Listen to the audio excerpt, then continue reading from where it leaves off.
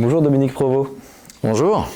Alors déjà, est-ce que vous pouvez nous présenter un petit peu l'association dont vous êtes président, Touraine Mémoire 44?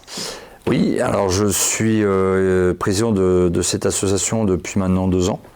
J'ai intégré cette association il y a 8 ans en tant que simple reconstituteur, simple membre. Et nous fêtons cette année sa 20e année d'existence. Donc c'est une preuve de pérennité et de passion sur le devoir de mémoire, axé principalement sur la Seconde Guerre mondiale et plus particulièrement au niveau des unités américaines et la 83e division américaine que l'on représente en priorité. Mais après on couvre également différentes armées. Voilà. Et donc pourquoi cette 83e en particulier? Alors la 83e division, elle a commencé à débarquer sur Omaha après le D-Day, donc elle a commencé à partir du 18 juin 1944. Et en fait son objectif assigné était de protéger le flanc sud du débarquement. Et donc elle est tout de suite partie sur 40 ans là où elle a relevé la 101e division aéroportée américaine. Et ensuite elle est partie sur Saint-Lô et descendue sur Rennes, ensuite Nantes, et elle a donc prolongé son parcours tout au nord de la Loire pour protéger le flanc sud des troupes américaines et éviter les remontées allemandes. Donc du coup elle a fait Angers, Saumur, Tours. Et ensuite est remontée sur Orléans, Paris et a fini dans les Ardennes et après en Allemagne. D'accord. Et un peu plus généralement, qu'est-ce que c'est la reconstitution historique finalement? En quoi ça consiste concrètement? Alors la reconstitution historique, dans notre domaine à nous, c'est représenter une unité, c'est représenter une période. Pourquoi? Déjà par passion. Au sein de l'association, nous avons tous la passion de cette période tragique, certes, mais on a également des civils qui font partie de cette association, des civils années 40, qui représentent la vie des civils sous l'occupation, après la libération, voilà. Et nous, en fait, on est là également pour le devoir de mémoire. On présente lors de commémorations, lors de camps, notre association, notre matériel, nos uniformes. On monte généralement des mini-camps qui représentent partiellement, bien évidemment, ce que pouvait être la vie d'un soldat en campagne dans la France de cette période compliquée. Et voilà, donc c'est surtout transmettre cette mémoire, et aussi parce qu'on se rend compte que dans les jeunes générations, cette période tragique n'est pas connue, ou très mal connue, ou voilà. Et, au niveau de l'école aujourd'hui, on dispense plus l'histoire de la même manière. Et donc, voilà, nous, lorsqu'on a des jeunes qui viennent nous rencontrer, ça leur permet d'expliquer pourquoi aujourd'hui ils vivent libres, pourquoi aujourd'hui les armées américaines, anglaises, canadiennes ont débarqué, qu'est-ce qui s'est passé à cette période-là, qu'est-ce qu'était l'occupation, pourquoi l'Allemagne a envoyé la France, etc., etc. Donc en fait, on est des petits historiens en herbe, attention, hein, on n'est pas du tout historiens, mais de par nos connaissances, on arrive à expliquer à cette jeune génération ce qui s'est passé, notamment par le 6 juin. Qu'est-ce que le 6 juin? Pour beaucoup, 6 juin, ça ne parle pas. Donc vous estimez que vous entrez en complémentarité avec l'école justement? Oui, complètement. On ne se substitue pas et on n'a pas du tout cette vocation à le faire. Mais oui, sur les camps, le fait, c'est beaucoup plus ludique pour un enfant de 12, 13, 15 ans, même des plus jeunes, de voir le matériel, de poser les questions, de voir même de le toucher, de sentir ce que c'est que ce matériel. Et c'est bien plus ludique que d'ouvrir une page d'un bouquin et l'apprendre par cœur naïvement. D'accord. Et un peu plus personnellement, vous, comment ça vous est arrivé cette passion justement de cette période et de ces événements-là? Alors ça, c'est comme oblique, je suis tombé dedans quand j'étais tout petit. Donc en fait, depuis tout petit, j'ai toujours eu cette passion de la Seconde Guerre mondiale et de la Première. Plus particulièrement la seconde, mais cette période m'a toujours fasciné. Pourquoi? Je n'ai pas vraiment d'explication, mais depuis tout jeune. Alors je me suis mis tard dans la reconstitution parce qu'en fait, auparavant, j'avais pas, on va dire, les contacts pour y rentrer. Et je m'étais jamais vraiment projeté sur le fait de porter un uniforme. Pour moi, porter un uniforme, c'était réservé à des acteurs et pas forcément de la reconstitution. Donc j'étais toujours passionné par les documentaires, les films, les bouquins et tout ça, mais sans franchir le pas. Et il y a 8 ans, j'ai franchi le pas et voilà, le résultat, une partie. Ok. Et est-ce que vous pouvez nous parler peut-être un peu du fonctionnement de votre association, comment ça s'organise, quelles actions vous menez, etc. Alors, notre association Tour à Mémoire 44 travaille, comme je disais, sur le devoir de mémoire. Alors, ça passe par la participation à des camps qui sont organisés par d'autres associations. Soit on est invité, soit on propose notre prestation.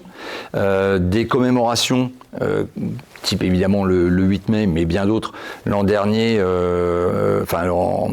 en 2024, c'était le 80e anniversaire du débarquement et l'an dernier de la libération. Forcément, on a eu beaucoup de sollicitations de communes, d'organisations pour participer. Et donc ça, c'est évidemment le point d'orgue de notre association. Mais on participe également à des jeux immersifs, à des jeux de combat immersifs. Alors là, on est plus sur un camp. Un camp, vous représentez donc un soldat, vous représentez un civil années 40, mais vous êtes en mode passif. Vous présentez du matériel, toute la journée vous êtes debout à expliquer aux gens ce qui se passe, mais c'est important cet échange avec le public. Et après le jeu de combat immersif, cette fois là, c'est la plupart du temps, c'est en privé. Sur des terrains privés, sur invitation uniquement, avec toutes les autorisations bien sûr qui vont avec. Mais là, du coup, on entre plus dans la vie du soldat pur et dur.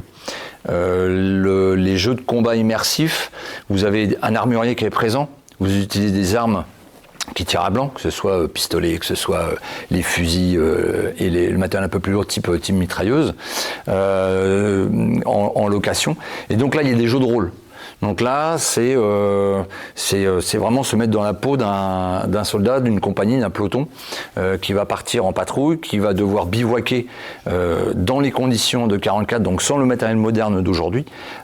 C'est dormir à même le sol, c'est dormir sous une tente individuelle, c'est monter sa tente, c'est manger quand on peut et pas quand on veut. C'est pas il est 19h, j'ai faim, je mange. Bah non, si c'est possible, oui. Si c'est possible, pas possible, bah faudra attendre.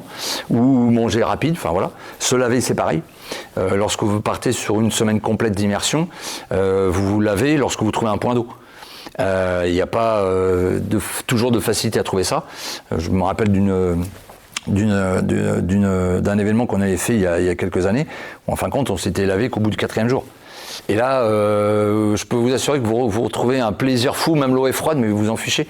Tout le monde y va de gaieté de cœur et on est content de se laver. C'est juste impressionnant, boire un verre de cidre au bout de 4 jours, quand vous avez été en immersion pendant toutes ces journées-là, vous découvrez quelque chose, vous redécouvrez un plaisir lambda. Un verre de cidre, c'est rien. Aujourd'hui, voilà. Mais quand vous êtes pendant 4 jours à boire de l'eau et à manger vos rations, vous n'avez pas de confort, vous dormez mal, vous êtes fatigué, vous avez les conditions rudes, soit il fait très chaud, soit il pleut. Donc c'est jamais très agréable de se sentir trempé pour dormir, mais c'est comme ça. Et donc au bout de 4 jours, quand on vous offre un verre de cidre, bah, c'est comme les soldats en 44 quand ils sont arrivés, au bout de X jours de combat, quand la population leur offrait un verre de vin ou un verre de cidre, ou le fameux calva, bah, c'était magique quoi pour eux. Ben là, on ressent ça un petit peu. C'est important. Alors, est-ce que vous considérez que vous avez avant tout un rôle de transmission ? Oui, c'est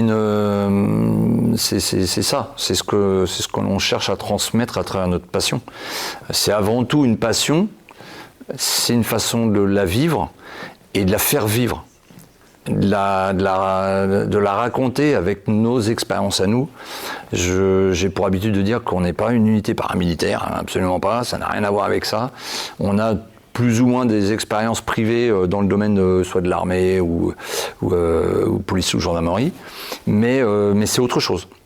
C'est autre chose, c'est transmettre vraiment quelque chose et souvent on a le regard des jeunes, voire même des parents, qui sont étonnés de certaines anecdotes qu'on peut leur donner.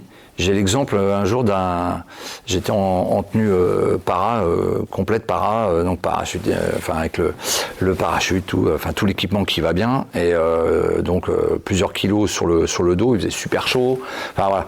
Et je présentais l'uniforme et tout, et j'ai dit à un moment donné à une maman, vous savez, les jeunes qui ont sauté en 44 en Normandie, ils avaient 17, 18 ans. J'ai dit, vous regardez votre enfant, là, il a quel âge? Elle me dit, il a 15 ans. Ouais, vous imaginez, vous lui mettez mon équipement et vous le faites sauter d'un avion en pleine nuit, à 200 mètres du sol, sous les tirs ennemis. Et la maman a eu comme un moment de panique, elle dit, ah mais non, et elle a pris son enfant comme ça, elle dit, ah mais non, elle a l'air de dire, mais non. Mais oui, mais c'est ça, c'est la réalité, c'est ce qui s'est passé. C'est pas que dans les films ou dans les documentaires en noir et blanc, où pour les jeunes, des fois, ça peut être un peu rébarbatif de voir un documentaire en noir et blanc, parce que qui dit noir et blanc dit c'est ancien, c'est vieux, c'était il y a longtemps. Mais quand du coup, nous, on est présents, encore une fois, le fait de présenter le matériel, de revêtir les uniformes, ça a tout de suite un impact. Et voilà, ça, c'est quand on a ce genre de réaction, on se dit, le message est passé. Donc vous considérez que vous êtes plutôt reconstituteur que reconstitueur? Oui. Alors c'est un mini débat, on va dire. Après, je suis pas calé pour dire quel est le mot juste.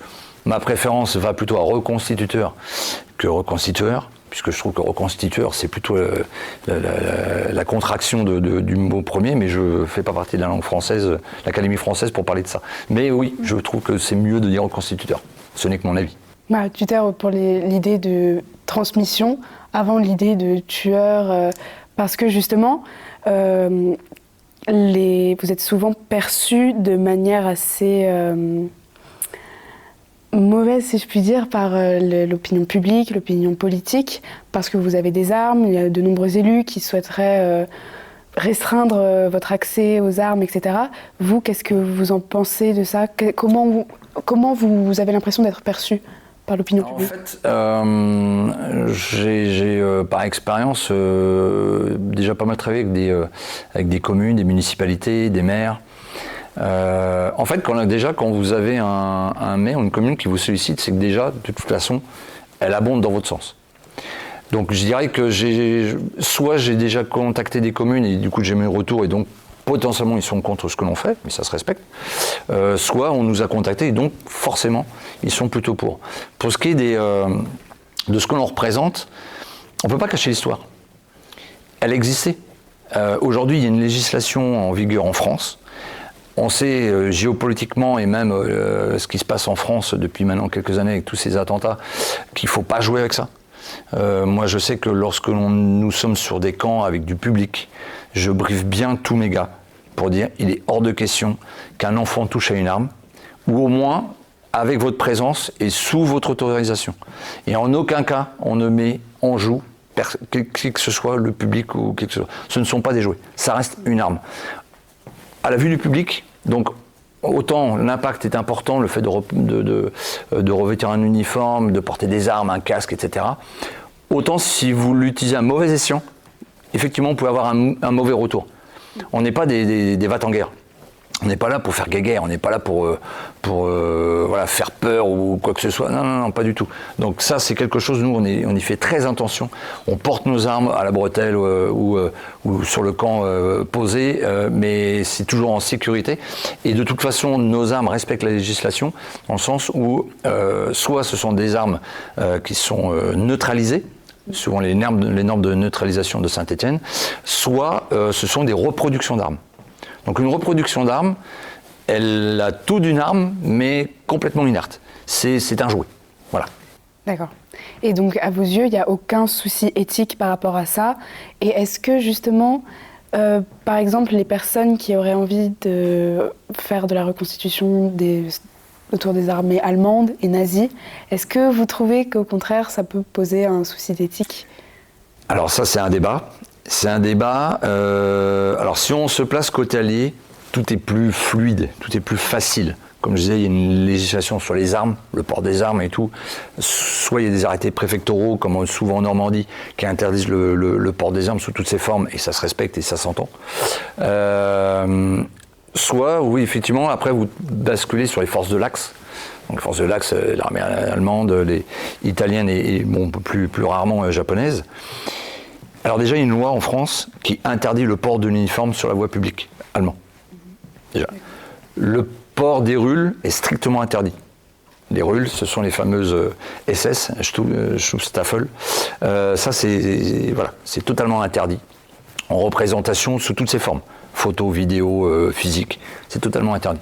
Maintenant, le port de l'uniforme allemand, alors les reconstituteurs que je connais qui sont plutôt sur ce domaine, travaillent très souvent en mode privé. Très souvent. C'est-à-dire sur invitation, sur des organisations privées. La démarche auprès des communes de faire venir des reconstituteurs en tenue allemande sont soumises bien évidemment à des règles. Et déjà, il faut bien évidemment l'accord de la commune, des maires, des municipalités, des autorisations, y avoir les différentes autorisations. Mais en plus, évidemment, tout ce qui va être salut nazi, drapeau nazi, tout ça, c'est strictement interdit. Et on n'est pas là pour faire l'apologie. On est là pour montrer ce que ça a été que le combat contre les forces allemandes. Donc moi j'ai l'habitude de dire, les Américains, enfin, les alliés de manière générale, ou même les résistants et la France de 1940, qu'il ne faut pas oublier, ne sont pas battus contre des poupées de chiffon. Il y avait bien une force allemande en face. Il y avait bien, donc le monde de la reconstitution doit les englober. Maintenant, évidemment, il y a des règles à respecter, des choses qu'on peut faire, des choses qu'on ne peut pas faire. Mais si c'est bien cadré, ça m'est arrivé plusieurs fois d'intégrer des reconstituteurs lors de manifestations que l'on organisait ou pour lesquelles on était sollicité, et en expliquant bien cette démarche pédagogique de l'uniforme et non pas de l'apologie auprès des communes, des municipalités. En fait, ça passe. Ils arrivent à comprendre ça. Mais attention, la limite du dérapage, elle est forcément très fine, beaucoup plus fine pour eux que pour nous. Eux, ils doivent avoir l'attitude qui va bien, mais ils le savent. Ils savent que s'ils veulent continuer de faire parler de l'uniforme allemand, de la vie de l'armée allemande, eh ben, il faut rester dans les clous. Il faut être droit, il faut être bien. Mais ça, en général, moi, j'ai jamais rencontré de problème. Après, ce qui peut se passer en privé, ça, c'est autre chose. Mais dans le domaine du public, je milite pour leur présence de plus en plus. Parce que il faut en parler. Ça a été tabou, ça se comprend. Et c'est bien normal. Dans les années après-guerre, et même, on va dire, plusieurs générations après, l'allemand, le Bosch, le Krautz, voilà, tous les surnoms qu'on pouvait lui donner, bien évidemment, étaient très mal vus et il n'était pas question d'en parler. Aujourd'hui, les générations ont changé. La reconstitution a changé. Comme je disais, moi, je suis rentré vraiment dans le monde de la reconstitution il n'y a que 8 ans. Et déjà en 8 ans, j'ai vu comment ça se passait il y a 10 ans, 20 ans, et aujourd'hui. Il y a 10 ans, 20 ans, en fait, c'était très axé sur les véhicules. Pourquoi ? Parce qu'en fait, l'armée américaine, quand elle est repartie, quand De Gaulle leur a dit bah, « merci d'être resté en France pendant ces longues années, mais maintenant il va falloir rentrer chez vous », en fait, ils ont laissé tout le matériel. L'armée française était exsangue de matériel, de tout. Il était vidé, il n'y avait plus rien. Donc ils ont utilisé le matériel américain. C'est pour ça qu'aujourd'hui, en fait, suite aux réformes de l'armée, en fait, il y a eu beaucoup de matériel qui a pu être récupéré, qui est resté, on va dire, dans les chaumières. Mais pour ce qui est des véhicules, du coup, on a pu les récupérer et les mettre en avant. Donc le début de la reconstitution était, entre guillemets, facile. On récupérait un véhicule, on retapait, à l'époque ils étaient beaucoup plus abordables financièrement qu'aujourd'hui. Et lorsqu'il y avait une commémoration, on mettait les véhicules en avant, on posait les véhicules, et souvent les reconstituteurs de l'époque avaient tendance à se poser sur une chaise et puis ne se baser que sur le véhicule. La reconstitution était essentiellement basée sur le principe je présente un véhicule, je fais la reconstitution. Aujourd'hui ça a changé. Aujourd'hui, vous voyez le matériel que j'ai apporté, c'est le matériel qu'on va présenter sur des camps et qu'on explique. C'est ce que le public demande aujourd'hui. Le public aujourd'hui, avoir du matériel lourd, de l'armement, les véhicules, c'est génial, il en faut. Mais il ne faut pas oublier les reconstituteurs. L'armée ne se déplace pas qu'avec des véhicules. Il y a des soldats, il y a de l'infanterie. il y a des parachutistes, il y a des marins, il y a des aviateurs. Enfin, c'est tout un monde, la reconstitution. Donc voilà aujourd'hui pourquoi nous on fait ça. C'est parce qu'elle évolue. Aujourd'hui, depuis peu, là, j'ai intégré la Fédération française du MVCG. Fédération qui œuvre pour la conservation des véhicules militaires en France, anciens et militaires. Et depuis peu, cette fédération a souhaité prendre un virage et parler plus facilement des reconstituteurs, les intégrer au sein de cette fédération pour justement montrer que cette fédération, qui œuvre énormément pour le monde de la reconstitution, mais plus axée jusqu'à maintenant sur les véhicules, du coup, elle intègre maintenant ce fait de la reconstitution pure du soldat à pied. C'est important. L'un ne va pas sans l'autre. Le véhicule ne va pas sans soldat, le soldat ne va pas sans véhicule. Voilà. Donc, quand on veut faire un beau camp, c'est la complémentarité de chacun qui fait que c'est un camp réussi. D'accord. Et justement, vous pourriez commencer à nous montrer Bien sûr. tout ça. Donc, je vais passer la parole à mes collègues. Avec plaisir. Donc, Monsieur Prouvost, est-ce que vous pouvez nous présenter tous les armements et toutes les tenues du soldat? Oui. Alors donc là, je vais vous présenter un seul uniforme, mais qui a des variantes. L'uniforme de l'infanterie américaine de 1944.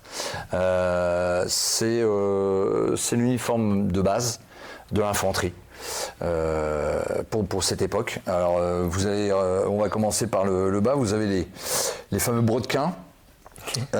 C'est des brodequins. Alors ceux-ci sont des reproductions qui ont été graissés, que je graisse régulièrement à chaque hiver ou 2 fois par an. Ça permet de les imperméabiliser et en plus d'assouplir le cuir. Parce que c'est du cuir animal du coup? C'est du cuir, ouais, tout à fait. Ouais. Mais donc elles sont un peu patinées, mais de par l'utilisation. Donc à l'époque, ce qu'ils utilisaient, ce qu'on a appelé l'imprégnite shoes. En fin de compte, ça permettait d'imperméabiliser la chaussure et également contre les gaz visquants, mais j'y reviendrai. Donc on avait les brodequins, on avait les guêtres, okay. Les fameuses guêtres que chaque soldat devait porter. Alors, c'est au niveau du tibia? Ouais, c'est okay. En fait pourquoi ça se mettait au niveau du tibia, on mettait comme ceci. Et en fait, ça permettait quoi? Ça permettait de protéger l'intérieur de la chaussure de gravillons, de poussière, tout ce que vous voulez, et également de l'eau. Oui. Alors jusqu'à un certain point, c'est pour ça que les brodequins étaient aussi graissés pour éviter que l'eau ne pénètre trop facilement. À ce sujet, j'ai une petite anecdote. Pour le 80e anniversaire du débarquement sur État, on a participé à une reconstitution de débarquement et à 6h du matin, on est rentré dans l'eau. En tenue d'idée, en tenue de débarquement. Et en fait, j'ai été le premier surpris, c'est que l'eau, tant qu'elle était au niveau de mes guêtres, j'avais quasiment pas d'eau dans mes chaussures. Okay. J'étais impressionné. C'est vraiment imperméable. C'est vraiment parce qu'en fait, vous avez même la lanière, il y a un retour qui empêche l'eau de rentrer, tout. Enfin, c'était vraiment, je sentais un peu d'eau, évidemment, hein, c'est pas 100% étanche, mais franchement, bon après quand l'eau est passée par-dessus, c'était fini. Mais pour dire qu'à un moment donné, jusqu'à une grosse flaque d'eau, c'est étanche. Le fameux casque US, casque M1. Alors là, ça c'est un casque lourd officier. Il était composé en 2 parties, le casque lourd, hein, et puis ce qu'on appelle à l'intérieur le liner. En fait, ça c'était plus en casernement au pays. C'est le même casque en fait, mais en compressé, en bois compressé. Voilà. Donc ça, c'est vraiment le casque mythique de l'armée américaine. Là, vous pouvez voir, par exemple, une grande barre verticale et ici une petite. En fait, ici, c'est le grade. Okay. Donc je porte le grade de lieutenant. Donc le grade est stipulé ici. Et en fait, la grande barre verticale, c'est pour signifier aux troupes qui seront derrière moi que l'officier, à quel endroit il se trouve au niveau du combat. Cette personne. Voilà, c'est juste pour permettre, lorsque vous êtes en déplacement ou autre, de reconnaître tout de suite que c'est un officier à cet endroit-là. Donc vous pouvez recevoir éventuellement des ordres ou autres ou rendre compte. Et du coup, c'est un casque qui était aussi pris par les Canadiens, par exemple, enfin par les autres armées. C'était réservé que l'armée. Les Anglais, ils avaient leur propre casque. Les Canadiens avaient un casque. Alors là, je suis pas spécialiste, mais ils avaient un casque qui était totalement apparenté à celui des Anglais. Donc c'est vraiment typiquement le casque US. Voilà. Et alors pour les sous-officiers, la barre en fait, elle est horizontale. Donc à partir du grade de sergent, la barre elle est horizontale, ce qui permet aussi à un chef de peloton d'être reconnu par les gars qui sont derrière lui, de voir que ça c'est un sous-officier, là c'est un officier. Okay. Voilà. Alors vous avez le distinguo, ici vous avez ce qu'on appelle le haversack. Alors ça c'est ce qu'on a l'habitude de dire dans la reconstitution, c'est le même gars qui a inventé les guêtres, qui a inventé le haversack, que celui qui a inventé la bretelle du guérant. Pourquoi ? Parce que c'est totalement mal pensé. C'est très compliqué. Alors autant la guêtre, bon, c'est un peu compliqué à mettre. C'est voilà, on va utiliser des mots d'oiseau le matin quand on se lève pour les mettre parce que c'est toujours un quart d'heure à passer pour les mettre. C'est long, c'est fastidieux. Voilà, enfin c'est mieux que la bande Moltke. C'est pas pratique. C'est efficace, mais c'est pas pratique.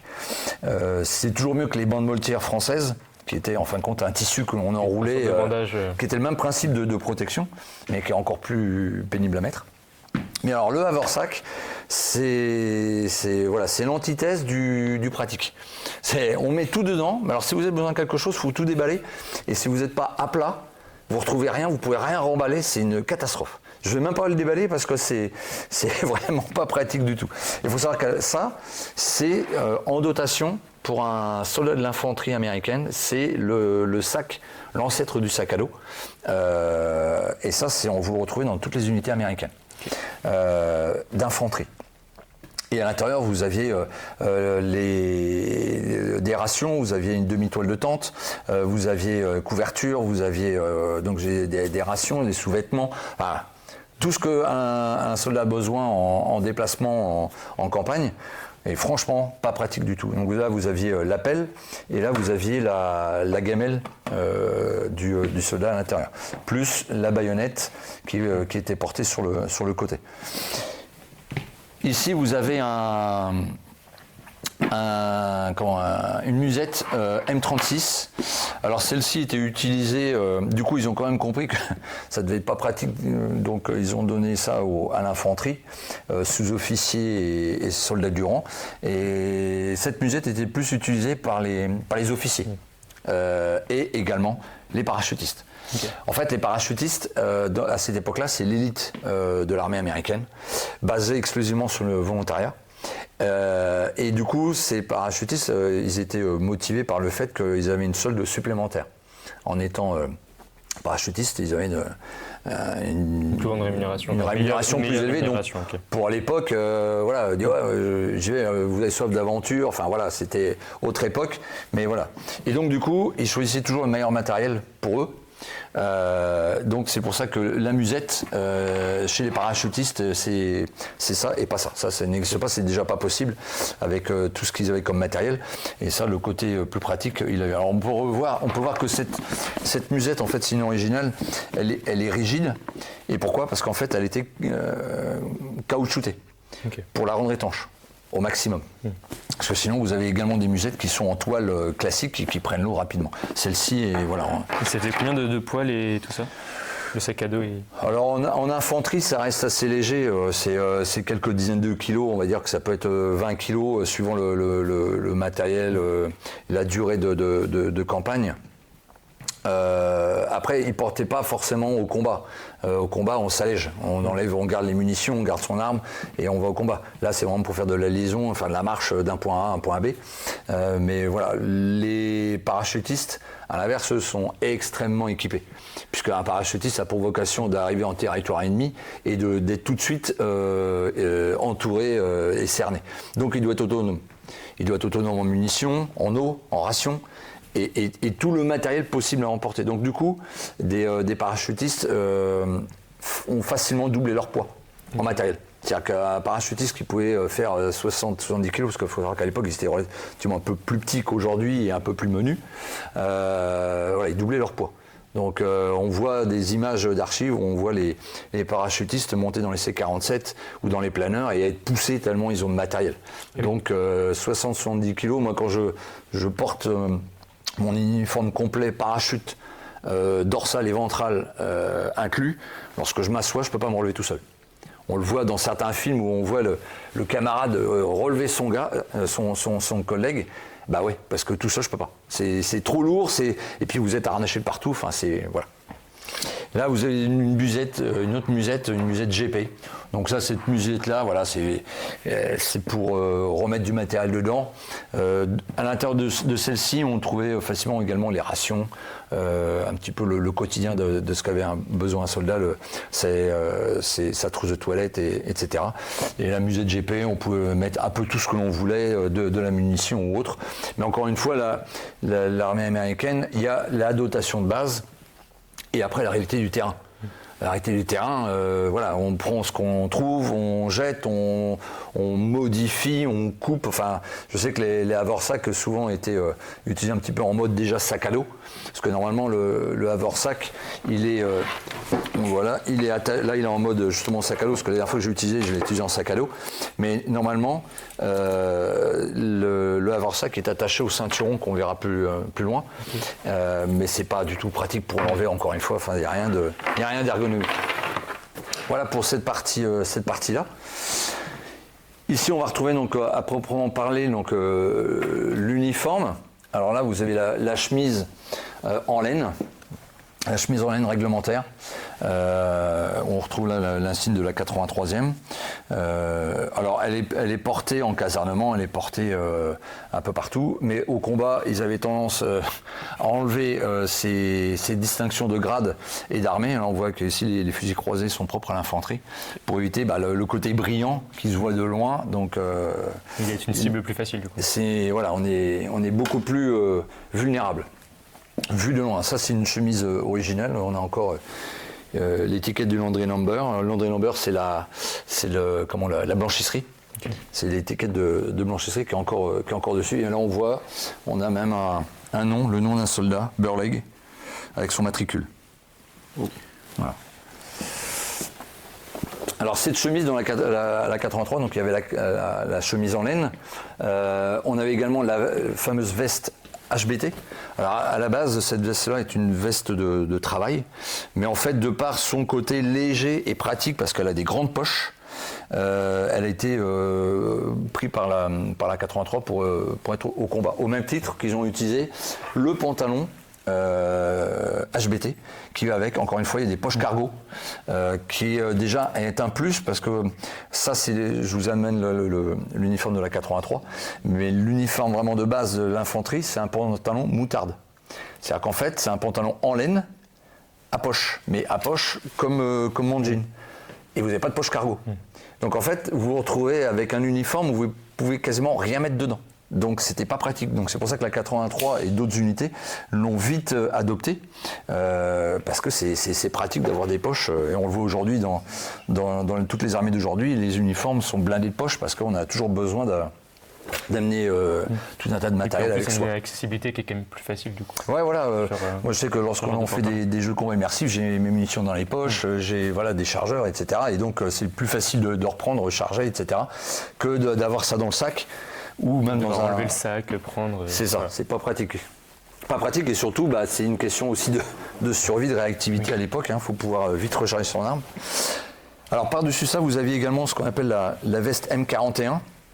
Alors celle-ci est une reproduction, mais c'est celle que j'utilise moi lorsque je fais du combat. On peut voir qu'elle est même patinée, mais parce que voilà, c'est la réalité du terrain. Et on peut retrouver dessus donc le patch dans la 83e, mais là toutes les unités qui ont débarqué ou qui ont des campagnes en Europe ont leur propre division, donc ont leur propre patch. Et donc on peut retrouver là les grades de lieutenant, cette fois qui sont cousus, qui sont en tissu, qui sont cousus. Voilà, ça permet d'avoir le grade sans que ce soit brillant sur la chemise. Ouais. Voilà. Et du coup, il y avait combien de soldats par régiment, et pour la 83e précisément? Alors après, c'est divisé en peloton, en régiment, en bataillon, en peloton. La 83e, bataillon. c'est un régiment ou... Alors la 83e, c'est une division. Une division, ok. Division qui est divisée en plusieurs régiments. Alors vous avez des régiments d'infanterie, des régiments d'artillerie, vous avez des régiments de reconnaissance, etc. Et ensuite vous avez les bataillons, et ensuite vous avez les pelotons. Enfin voilà, et ça, Il y a toute une hiérarchie. Voilà, il y a toute une hiérarchie. Okay. Évidemment, à la tête de la division, il y a un général, et ensuite ça redescend. Donc c'est plusieurs milliers d'hommes, okay, dans toute la division. Ici, on a un porte-carte, donc là, c'est pour officier, un porte-carte officier. Donc ça, c'est important d'avoir les cartes pour pouvoir se repérer, donc avec différentes poches pour pouvoir se repérer sur le terrain. Ici, on va avoir ce qu'on appelle, nous en France, le calot, mais c'est pas comme ça que ça s'appelle, c'est un garrison cap. C'est littéralement, on pourrait dire, un calot de garnison. Donc ça, c'est utilisé au repos, pas du tout au combat, encore une fois, mais là, vous avez le garrison cap infanterie qui a un liseré bleu. Et puis celui d'officier qui lui a un liseré noir et or.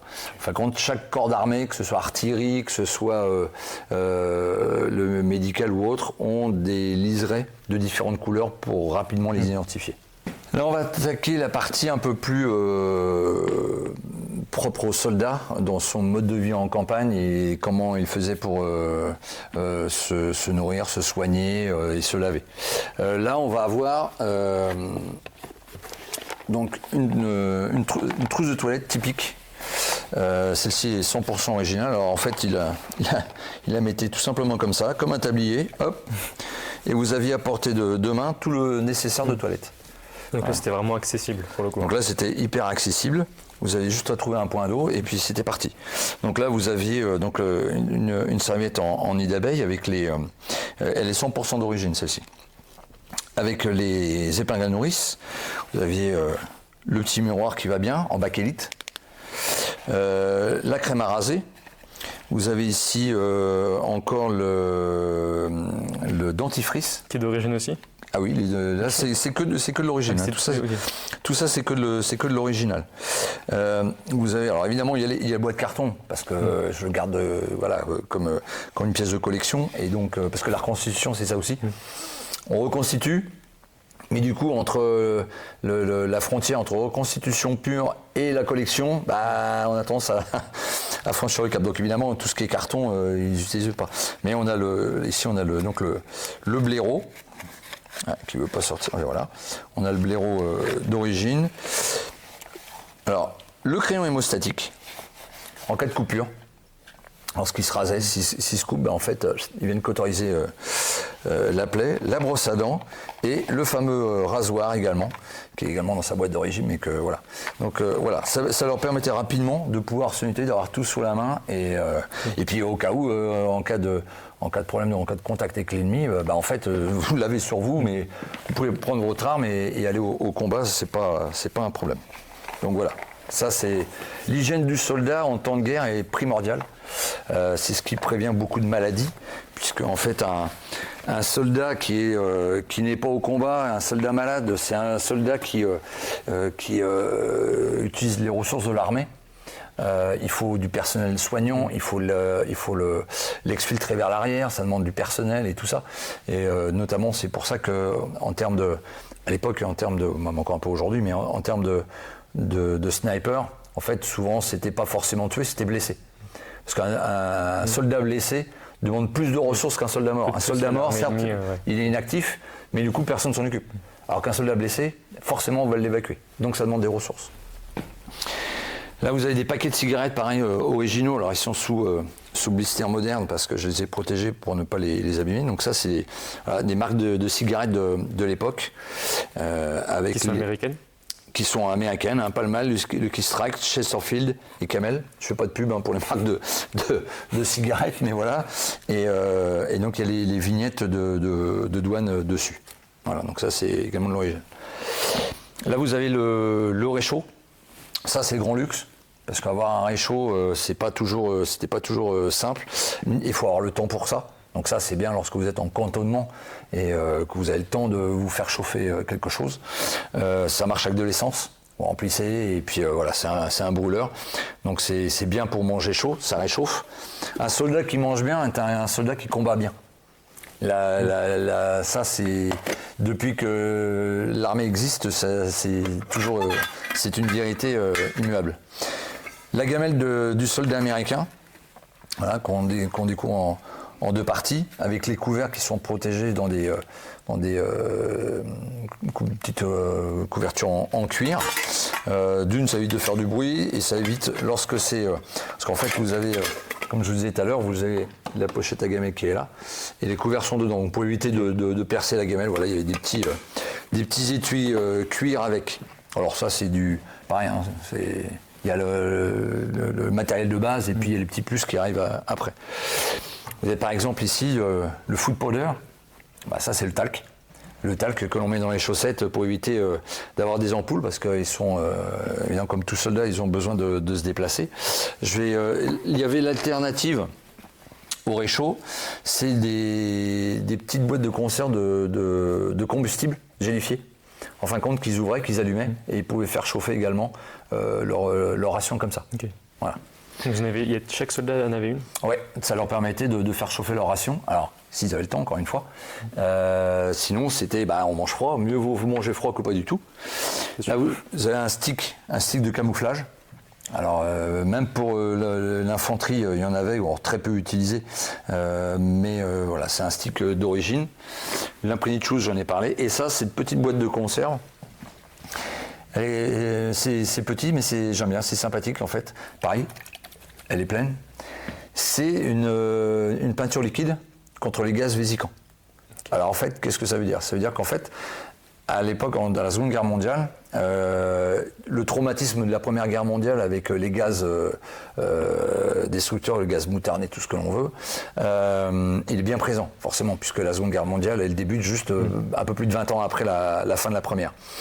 Donc en fait, toute l'armée américaine, notamment, est équipée contre les gaz. Et cette peinture, en fait, était appliquée. On voit sur des documentaires ou des photos d'époque que ça pouvait être mis sur des uniformes, sur des casques, plus particulièrement sur les véhicules. Pourquoi ? Parce qu'en fait, au contact du gaz, la peinture a une réaction chimique. Et donc, elle change de couleur. Donc, vu l'évolution des gaz, il pouvait très bien y avoir des gaz sans qu'on le détecte à l'odorat. Mais par contre, cette peinture, comme elle changeait de couleur, forcément tout de suite, on disait attention, gaz. Voilà. Okay. Donc après, ils mettaient un masque à gaz ou... Voilà, exactement. Okay. Ils avaient là également des masques à gaz en dotation. Là, on retrouve alors ça, c'est ni plus ni moins un foulard, en fait, qui est taillé dans une couverture réglementaire de l'armée américaine. Et ça, c'est bien pratique lorsque vous êtes dans des régions froides. Vous protégez et vous réchauffez un minimum. Les rations. Alors, vous aviez 3 types de rations. Vous aviez, là, vous voyez, SBD, donc Supper, Breakfast, Dinner. Okay. Et en fin de compte, chaque ration correspond à une journée complète pour manger sur le terrain. À l'intérieur, vous aviez différentes, vous aviez du café, vous aviez donc la ration en elle-même, vous aviez des chewing-gums, des cigarettes, le papier toilette également dedans. Enfin, tout ça, c'était vraiment pour le soldat. Vous aviez un exemple ici, par exemple, de ration D.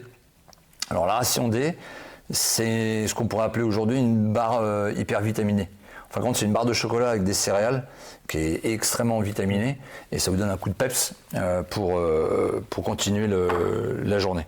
Là, pareil, une boîte de conserve, alors c'est une reproduction, mais une boîte de conserve de viande. Ensuite, on va passer là sur un petit peu la petite trousse à pharmacie personnelle. Alors ça, on a ce qu'on appelle un first aid. Alors ça, ce first aid était utilisé énormément par les parachutistes. En fait, avec les lanières, il l'attachait sur le breulage que je vais vous montrer un peu plus loin. Et en fait, à l'intérieur, vous aviez un minimum pour se soigner, soigner votre collègue. En fait, le first aid que vous avez sur vous, si vous êtes blessé, le soldat qui vient vous soigner prend votre first aid, Pour prend vous pas soigner. son first aid. Ok. Voilà. Parce que sinon, C'est une s'il va aider leçon, deux en personnes, fait. il a déjà utilisé le sien, donc résultat, voilà. Donc c'est toujours la personne qui est blessée qu'on vient utiliser le sien. Et en fait, à l'intérieur, vous trouviez quoi? Vous trouviez un garrot. Voilà, qui permettait de stopper au maximum l'hémorragie. Vous aviez une sirette de morphine et vous aviez des sulfanamylamides, pas facile à dire, mais voilà, ce qu'on pourrait appeler aujourd'hui un antiseptique en fait, et des différents pansements. Une boîte de pansement ici qui est encore d'origine, qui n'a jamais été ouverte, que vous ouvriez, vous avez directement le pansement à l'intérieur, ou sinon vous aviez directement le pansement qui était dans sa boîte ici paraffinée. On le voit là. Mais voilà. Ça, c'est une trousse de soins pour préparer voilà, l'arrivée des c'est vraiment infirmiers, etc. voilà, pareil aux premiers soins. Ouais, premiers soins. Vraiment les tout premiers soins. S'il y a un membre arraché ou autre, c'est tout de suite mettre un garrot et soigner, le soulager avec la morphine, l'antiseptique qui est la sulfanamylamide. Voilà, c'était vraiment le premier soin avant que le soldat soit évacué. Donc ça, je parlais de la trousse, donc ça c'est le first aid, mais pas. Et on le retrouvera, je vous en parlerai un peu plus loin, sur le breulage du soldat. Là, vous aviez le petit nécessaire de couture, parce qu'il faut bien aussi, en temps de combat, être autonome, donc il faut pouvoir réparer son uniforme, et Dieu sait s'il souffre, hein, le fait d'être dans la végétation. Donc là, pareil, c'est une trousse d'origine dans laquelle on retrouve ciseaux, dés à coudre, épingles, fils, un petit peu tout le nécessaire pour pouvoir réparer son uniforme. Et là, vous avez une pièce un petit peu mythique du débarquement, ce qu'on appelle la bouée de sauvetage. Okay. En fin de compte, c'est une bouée originale. Celle-ci est datée, je ne vois plus la date, mais elle doit être datée juste avant le débarquement. En fin de compte, les soldats l'avaient en dotation. C'est une bouée de sauvetage à l'origine de la marine, et qui a été donnée à l'infanterie lorsqu'ils ont débarqué en 1944. Ils avaient à l'intérieur des cartouches d'air comprimé. Et celles-ci, elles sont encore à l'intérieur. Elles sont encore. Alors, elles ont été percutées, mais elles sont encore à l'intérieur. On a encore les cartouches à l'intérieur. Et en fait, au contact de l'eau, le soldat pouvait déclencher ces cartouches avec une petite manette à l'intérieur qui se trouve à l'intérieur. En fin de compte, on sent ici qu'on a une espèce de ressort. En fin de compte, ça venait monter les cartouches, ça les percutait et automatiquement ça gonflait la bouée. Alors il y avait une autre solution aussi, c'était la gonfler manuellement. Bon, sous le feu ennemi, quand vous tombez dans l'eau, avoir le temps de souffler dans le gonfle. Bon, je suis pas sûr que beaucoup ont malheureusement eu le temps de s'en servir. Donc ça, voilà. Tout ça, c'était fabriqué aux États-Unis, ou il y avait aussi une partie qui était fabriquée en Grande-Bretagne? Alors, au début de la guerre, tout est fabriqué aux États-Unis. Okay. Ensuite, au fur et à mesure de l'évolution du conflit et des terres conquises par les armées américaines, ils ont utilisé des usines qui étaient directement au plus près des lieux de combat. Donc, on a pas mal de matériel qui a été construit par les Anglais.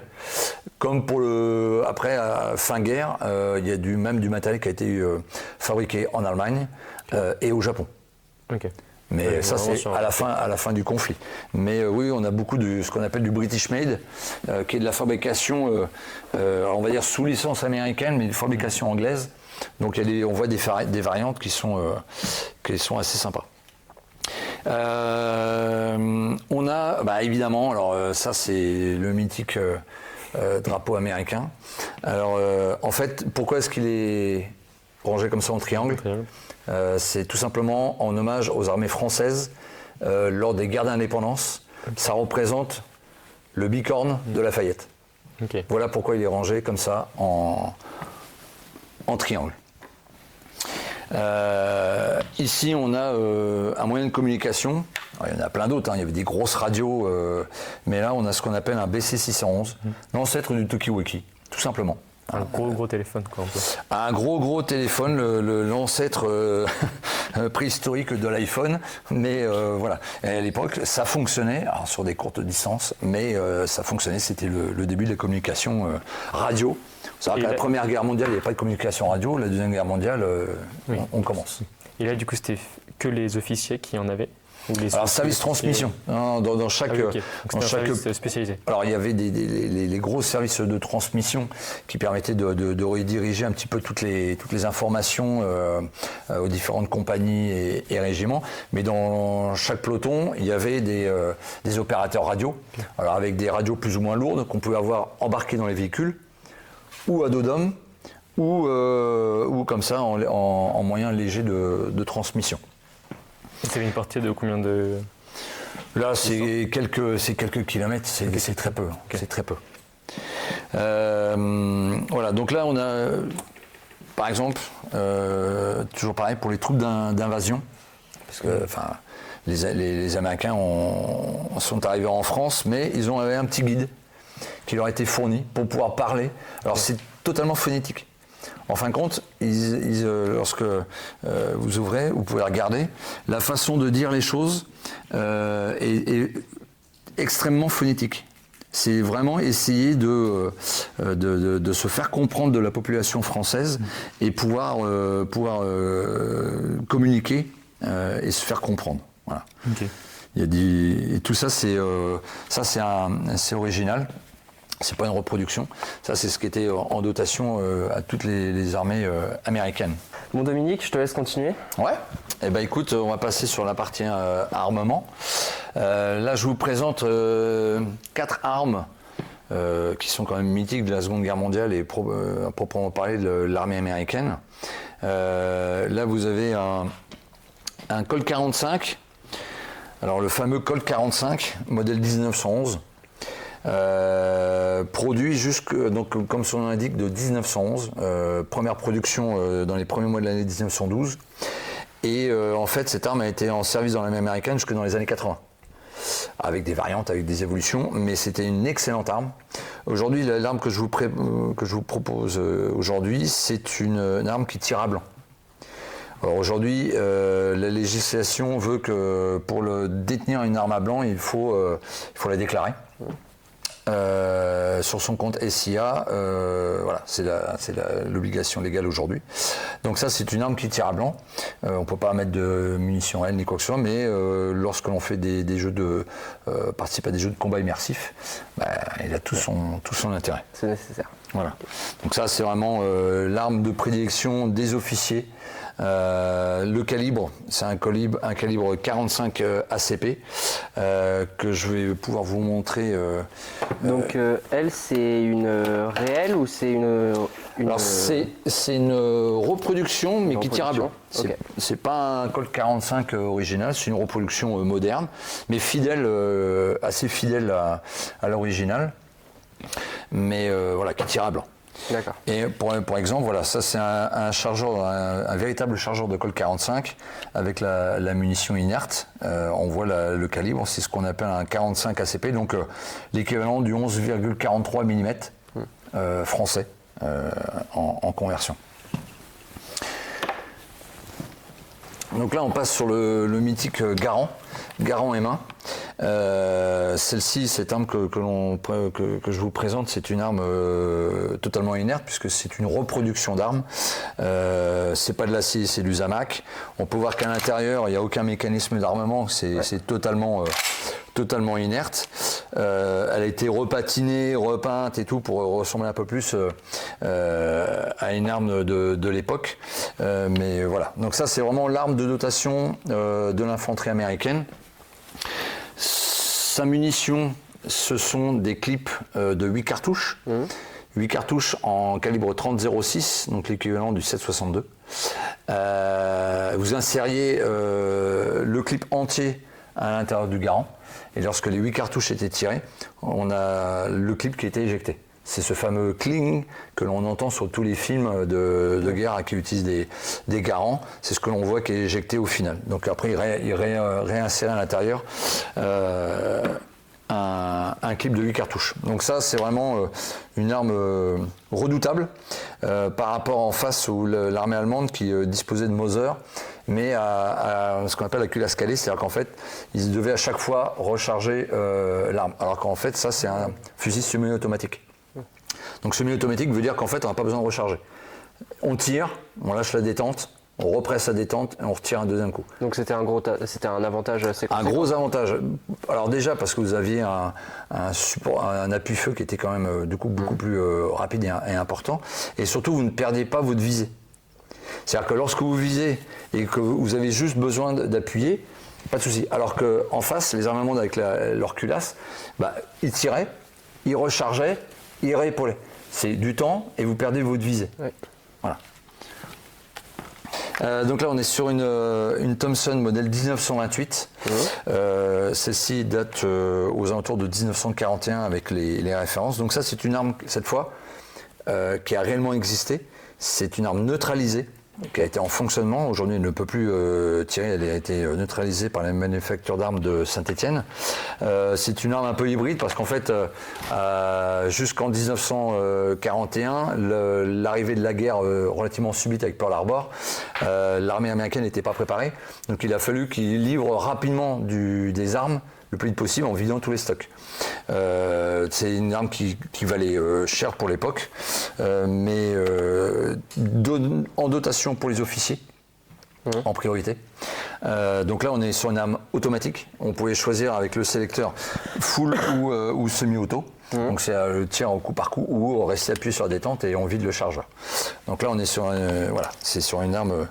Et comment les instituts neutralisent les armes? Après ça c'est leur domaine. En fait ils viennent bloquer tout le système d'armement, ils viennent couper le percuteur, ils viennent également souder à l'intérieur le canon pour qu'on puisse plus chambrer de munitions. Enfin l'arme en fait ça devient une arme juste de présentation. Ouais. On peut plus rien faire avec. Voilà. C'est ce qu'on appelle une arme neutralisée. On peut plus rien faire avec, c'est plus possible de tirer avec. D'accord. Mais celle-ci, c'est une originale de 41. Et là, on va passer à beaucoup plus lourd. Là, on va passer sur ce qu'on appelle le FM bar, le fusil mitrailleur Browning Automatic Rifle. Donc là, c'est vraiment une arme d'appui-feu. Pareil, c'est une arme neutralisée, mais c'est une arme. Alors ça, c'est le modèle 1918. C'est une arme qui a servi pendant le conflit. Là, on peut voir le poids. Vous pouvez prendre le poids. Ok. Voilà. On a un certain poids. Donc en général, c'était le gars le plus costaud qui l'avait dans la section parce que on ne donnait pas ça à un gringalet. Il faut courir avec quoi. Il faut pouvoir courir, il faut pouvoir la tenir toute la journée, il faut avoir les munitions qui vont avec, les chargeurs, etc., etc. On verra. Je vous présenterai plus tard les différents types de brolage en fonction des armes justement. Et là, on est sur une munition comme le Garand en 30-06. 7,62, mais c'est une arme qui a une puissance de feu. Alors c'est pas une mitrailleuse, c'est vraiment le fusil mitrailleur. Okay. Voilà. Mais ça permet pour une section d'avoir un appui-feu important. Avec les pieds pour pouvoir. Avec le bipied, voilà, pour se coucher. Pour se coucher et pouvoir voilà, être en posture de tir. Voilà. Et pour pouvoir être en posture de tir. Ça, c'est plutôt la configuration fin de guerre, parce qu'en début et milieu de guerre, on n'a pas le bipied et on n'a pas la poignée. Oui, la poignée est arrivée après, ils se sont rendus compte que c'était bien pratique d'avoir une poignée, et le bipied également est arrivé par la suite. On a ici, donc là sur la Thompson, je parlais tout à l'heure, on a un chargeur 20 coups, on a ici la musette qui permet de porter des chargeurs, là on est sur des chargeurs 30 coups, donc là beaucoup plus long, mais voilà, ça permet d'avoir une puissance de feu déjà qui est assez impressionnante, parce que là on voit qu'il y a 5 chargeurs à 30 coups. On a déjà de quoi faire, mais ça part vite. Comme toute arme semi-automatique ou automatique, forcément, on a tendance à bien défourailler avec, et donc ça part très très vite.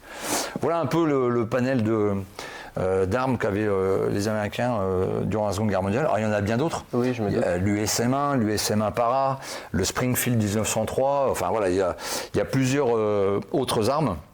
Mais voilà, c'est pour montrer un petit peu un panel. On va finir sur la partie brolage, parce qu'après, avec tout ce que l'on a là, il faut aussi pouvoir le porter. Oui. Donc ça, c'est ce qu'on appelle un brolage. Donc un brolage, en fait, se porte directement par-dessus l'uniforme, sur lequel, ici, on peut retrouver donc les clips qui vont avec le garant. Ça, c'est la configuration d'un brolage type garant. Parce qu'en fait, on a les pochettes ici.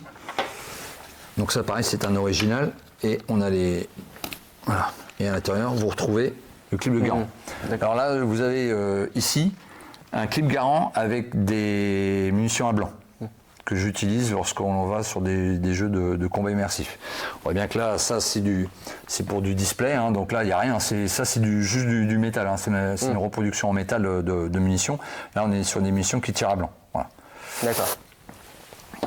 Oui, j'ai pas pareil, par exemple, de ceci, que tout le monde connaît, hein, la défense, sa propre défense rapprochée, hein, le coup de poing américain, et la fameuse grenade américaine MK2. Alors celle-ci est une grenade de ce qu'on appelle défensive. Alors ça, c'est une grenade de fouille qui a été retrouvée dans l'est de la France, qui est évidemment neutralisée. Hein. Il n'y a plus de risque, il n'y a plus de poudre, il n'y a plus d'amorce. On voit encore aujourd'hui un liseré jaune. Alors le liseré jaune, en fin de compte, est la symbolique d'une arme avec explosif. Pour symboliser le côté explosif et bien signaliser que c'est une grenade et donc dangereuse. Petite anecdote, en début de guerre, les grenades sont toutes jaunes. Et ils se sont vite aperçus que le jaune sur du kaki, ça se voit un petit peu beaucoup. Donc en fait, après, elles ont été modifiées, elles ont été peintes, mais on peut voir encore qu'il y a du jaune en dessous, et ils ont quand même de toute façon gardé le liseré jaune. Donc on n'a pas recréé des grenades, on a pris celles qu'on avait pour les repeindre. Voilà. Après, dans les productions qui sont arrivées par la suite, on en a qui sont totalement en vert parce qu'ils ont supprimé le jaune, mais de toute façon, à la base, voilà, le jaune c'est l'explos, et donc voilà, ça c'est une qui a été repeinte, et on voit qu'elle est quand même en relativement bon état. On a encore la cuillère et la goupille de sécurité. Voilà. Et oui, vous avez dit qu'elle était défensive. C'est quoi la différence entre défensive en fait, et offensive? Il y a défensive et offensive. Alors, j'ai pas en représentation de grenade offensive. La défensive, en fait, vous voyez qu'elle est ce qu'on appelle quadrillée. Donc c'est ce qu'on appelle la fameuse grenade ananas, en fait, parce qu'elle était quadrillée. Donc lors de l'explosion, c'est une prédécoupe en fait. Chaque morceau va être propulsé sur plusieurs dizaines de mètres alentour. Et c'est ça qui blesse ou qui tue. Donc c'est le fait d'être prédécoupé en ananas, c'est ce qui fait les dégâts. Et à comparer à la grenade offensive, en fin de compte, ça c'est un fumigène, mais elle est dans la même configuration, c'est-à-dire que c'est une grenade qui ressemble à ça, qui est en carton, et à l'intérieur vous avez une lourde charge de TNT. Là vous avez de la poudre noire avec une amorce, et dans l'autre vous avez du TNT directement à l'intérieur, avec également bien sûr une amorce, mais le but est de blaster le défenseur. Je parle notamment sur un bunker. Le fait de balancer une grenade offensive dans un bunker, vous annihilez toute personne à l'intérieur. Parce que le blast est tellement important que les personnes à l'intérieur décèdent de par l'onde de choc. Ah oui, voilà. Okay. Là, on projette de l'acier, donc ça peut être sur un terrain ouvert. On projette de l'acier. La grenade offensive a un intérêt dans un endroit fermé, type bunker. Ça peut aussi dans une maison. Mais... Et celui qui la lance, il faut vraiment se mettre à l'abri dès qu'on la lance, quoi. Il vaut mieux. Oui. Il vaut mieux. Donc là, on parlait du brelage du Garand.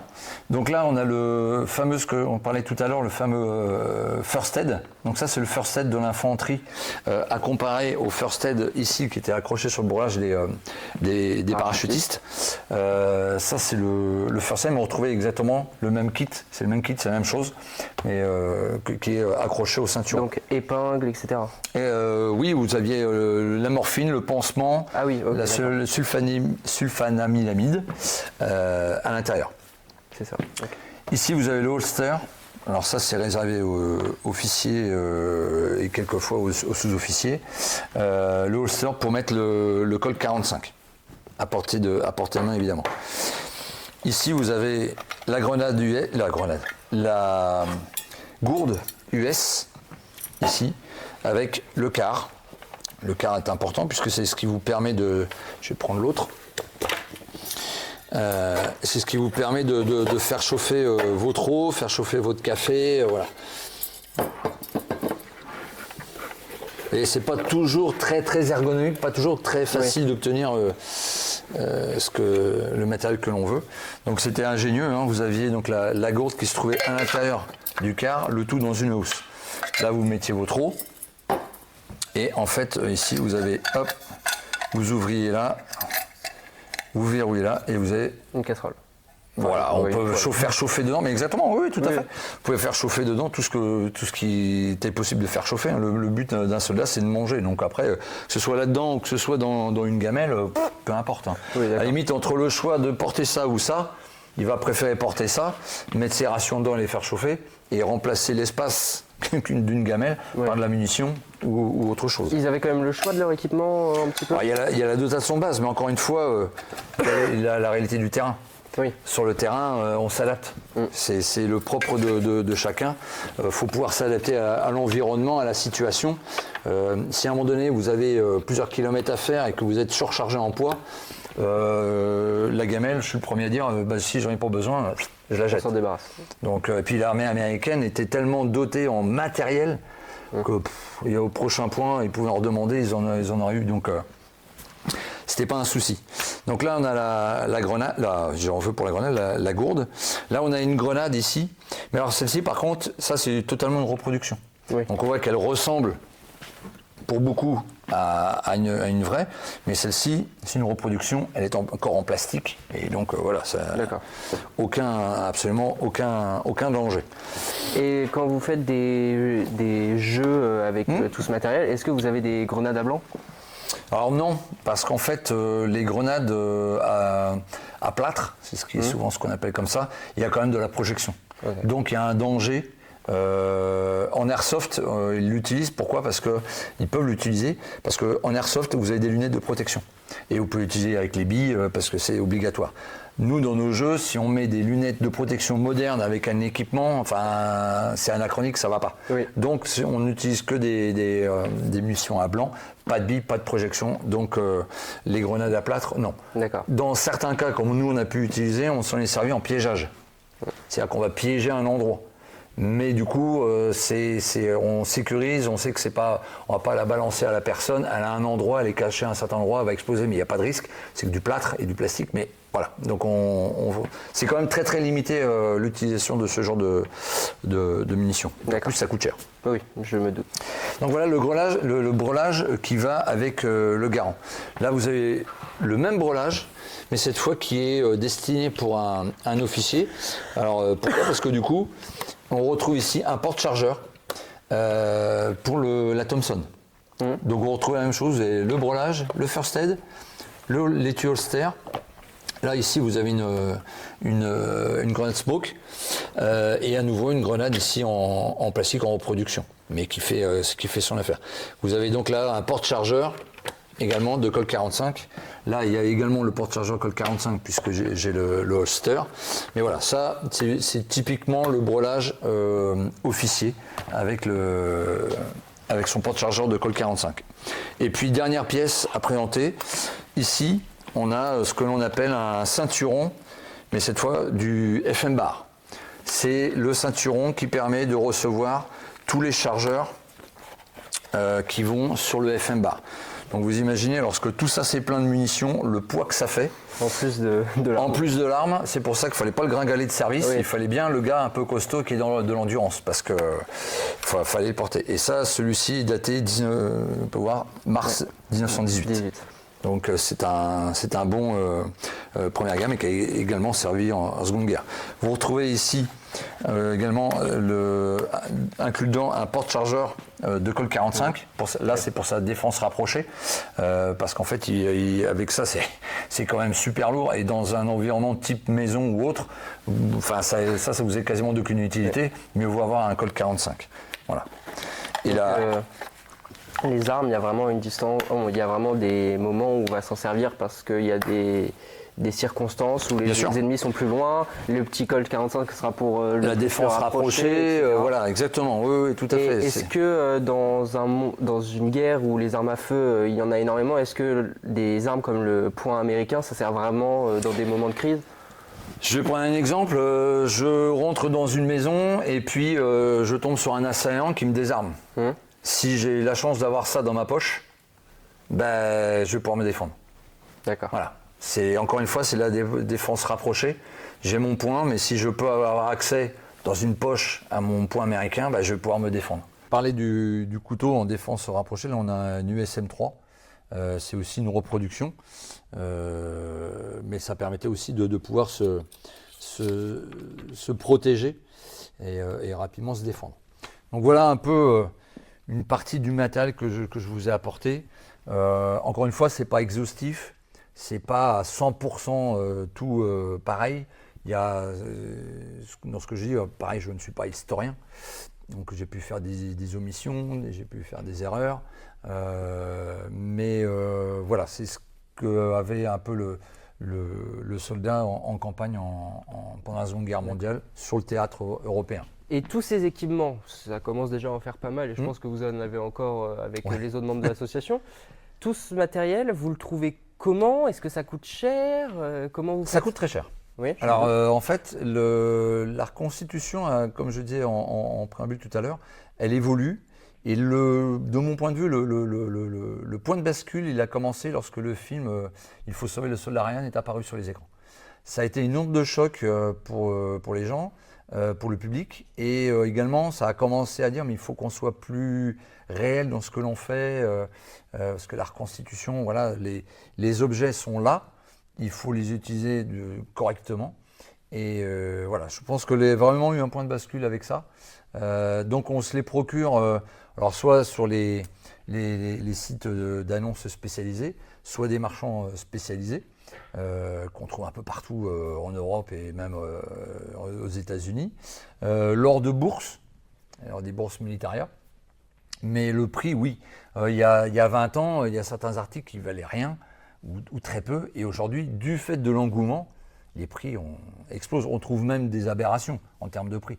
Aujourd'hui, les Jeeps qui sont faciles d'emploi, puisqu'il faut juste le permis pour la conduire, on atteint des sommets. Je regardais encore, là, on commence à atteindre pratiquement 40 000 euros pour des véhicules qui en plus sont des Hotchkiss, donc des modèles après-guerre. Enfin, ça devient hallucinant. Est-ce qu'on a parlé de cet équipement-là? Non, alors le packboard. On n'a pas parlé du packboard. En fait, c'est ce qui permettait aux fantassins de pouvoir porter des charges lourdes. En fait, on voit ici qu'on a une toile. Là, on a les bretelles avec ce qu'on pourrait appeler des semblants de coussins pour soulager les épaules. Mais voilà, ça permettait de porter une charge lourde type radio, type jerrycan d'eau ou jerrycan d'essence ou tout ce que l'on veut. Et également, il y a l'emploi avec la mitrailleuse calibre 30, que je n'ai pas amené, complètement démontée et qui est prévu d'être portée sur ce packboard. D'accord. Ça évite de porter le trépied d'un côté avec le pourvoyeur, etc. Et la calibre 30 et les caisses de munitions. Là, vous avez des équerres, vous avez des straps, vous avez des cordages. Ça permettait de ficeler tout ça. Voilà. C'est pour vraiment l'emploi de charge lourde. Tout type de charge lourde, radio, comme j'ai dit, ou autre. Voilà. Bon, on va parler maintenant un peu de Touraine Mémoire 44. Est-ce que vous pouvez nous parler de votre logo, sa signification s'il en a une? Oui. Et pourquoi? Alors en fait, ce logo a été refait il y a à peu près 2 ans maintenant. Pourquoi En fait, on avait besoin d'une identité qui nous était propre. Auparavant, on avait un logo qui était plus, on va dire, lambda, qui était très bien, mais qui était plus lambda et qui, justement, balayait différentes unités de l'armée américaine. Et c'était un peu ce qui nous posait problème, c'est que lors de camps, on avait des personnes qui représentaient l'armée de l'air, qui représentaient la marine, l'infanterie, les paras, enfin, c'était très dispersé. Aujourd'hui, on peut toujours le faire, bien sûr, au sein de l'association, mais dans d'autres cas, comme des cérémonies ou autres, là, on a tous un uniforme de base que je vous ai présenté. On porte tous le même uniforme et au moins, on a tous la même représentation, ce qui est beaucoup plus sérieux, beaucoup plus représentatif d'une unité américaine. Alors, pourquoi ce logo? En fait, Touraine Mémoire 44, comme je le disais, a été lancé il y a 20 ans. Et on retrouve sur le logo la fleur de lys, propre à la Touraine. Mais également, on retrouve ce blason que l'on a retrouvé tout à l'heure ici, que je vous ai présenté tout à l'heure, notamment sur la chemise d'officier. Voilà. Donc ça, chaque division avait son blason qui était représenté sur ses uniformes. Et nous, on l'a choisi. Pourquoi? Parce qu'en fait, la 83e division est celle qui est venue libérer la Touraine. Alors, il n'y a pas eu de combat à proprement parler entre les divisions américaines et les Allemands en fuite. Mais il faut savoir que fin août, lorsque les Allemands ont quitté la zone, les Américains sont arrivés tout de suite avec les unités de reconnaissance sur la Touraine. Donc c'est eux qui ont pris possession de la Touraine en venant, comme je le disais, d'Angers, Saumur, et sont passés par la Touraine pour remonter après sur Paris et après l'Allemagne. En fait, ici, le Thunderbolt, c'était le surnom de la division Thunderbolt, la division coup de poing.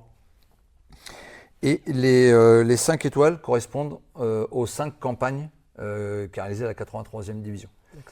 Qui sont, alors je ne les ai plus exactement comme ça en tête, mais il y a la Normandie, il y a la Bretagne, il y a les Ardennes, et puis après au niveau de l'Allemagne. Donc c'est les 5 campagnes. Donc c'est pas, voilà, c'est vraiment pour s'approprier en fin de compte entre la Touraine, l'histoire de la Touraine et l'histoire de cette division. D'accord. Comment vous financez ces équipements justement? Est-ce que chaque membre finance ses équipements à lui ou... Alors très bonne question. En fait, tout ce que vous avez là, ça m'appartient. C'est du matériel qui m'est propre, que j'ai acheté avec mes deniers. Il y a du matériel en commun au niveau de l'association, mais c'est du matériel, on va dire, plus campement, qui permet sur un camp de pouvoir s'abriter, de pouvoir échanger avec le public, mais c'est plus du matériel vraiment pas forcément historique. C'est du matériel utile, logistique, on va dire. Ça, c'est commun. Après, les véhicules qu'on a au sein de l'association appartiennent aux propriétaires du véhicule. En aucun cas, l'association n'en possède. Et chacun qui dispose de matériel, c'est du matériel propre à chacun. Voilà. Alors, le financement, c'est en fonction des budgets de chacun, en fonction des opportunités de chacun, des possibilités de chacun. C'est pas évident, comme je le disais, ça coûte très cher. Pour vous donner un exemple, le FM Bar que je vous ai présenté, je l'ai acquis pour 3 000 €. Ça vous donne une idée des prix. C'est exorbitant. Ce FM Bar, il y a encore entre 5 et 10 ans, était négocié aux alentours de 1 500 à 2 000 €. Donc ça monte. En fait, ça devient presque un placement. En fait. C'est plutôt que de le placer à la banque en exagérant. Dans 10 ans, je le revends, je suis sûr qu'il va avoir repris de la valeur. Bon, après, c'est pas l'objectif, je ne le fais pas pour ça. Mais bon, c'est pour ça que j'investis autant que je peux. J'investis dans la collection. Comme je disais tout à l'heure, la collection et la reproduction, la reconstitution, il y a une frontière qui est assez fine. Parce qu'en fait, ça permet d'avoir quelque chose qui est patiné, qui est d'origine, qui a une valeur, que la reproduction, elle n'aura jamais de valeur. Ça restera un matériel refait, reproduit aujourd'hui, comme l'exemple du Garand qui est là, il n'a pas de valeur. Hormis sa valeur commerciale, il n'a pas d'autre valeur. Voilà. Et c'est qui vous refait des reproductions comme ça? Vous les achetez un peu sur chez les différents sites marchands qu'on peut trouver en France, qu'on peut trouver en Normandie et un peu partout. C'est pas du sur-mesure? C'est pas du sur-mesure. Ouais. Non, il existe tout un tas de sites spécialisés qui vendent de l'original et de la reproduction. D'accord. Bon merci Dominique. Merci à vous, merci à toute l'équipe. Je pense qu'on a fait le tour de toutes les questions que vous avez posées et merci pour cette culture que vous nous avez apportée. Voilà, merci beaucoup. Au plaisir. Bah ouais, au plaisir.